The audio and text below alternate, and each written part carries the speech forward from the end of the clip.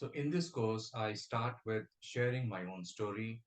I share the blueprint of the corporate that I work with and how a consulting firm helped my company to lay off its employees. I then go ahead describing in detail the dreaded day, as they say it, the day when I was laid off. Close to 300 staff between Hyderabad and Pune were laid off. Uh, Somehow, this topic is close to my heart because of my own experience, and I've seen many of my friends literally struggle through being laid off. Back in 2012, when I was laid off on a fine day, 300 of my colleagues were also laid off on the same day. Boston Consulting Group was the consulting firm which helped my corporate plan execute the layoffs. The company was compassionate. They actually gave us pretty good compensation, so none actually complained, literally. A lot of us went on holidays post a layoff for a week or two. Some actually took for 1.5 months. And then most of us have went on to having jobs within a month or so. So let me go through that particular day back in March 2012 when the layoffs happened in my company. Close to 300 staff were laid off on that particular day. Followed by within few months, the numbers actually increased. But we were the first to be um, sent off. I remember that particular day very, very clearly. My boss and I came down from the ninth floor where our department was to the ground floor where the canteen was. So we went there.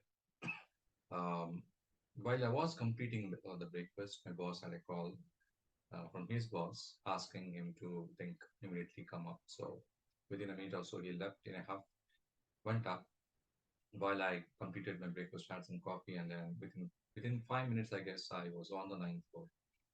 And as I came out of the lift, I saw him on the floor, and he walked towards me. He was in agony. He was in anger. I could very clearly perceive that.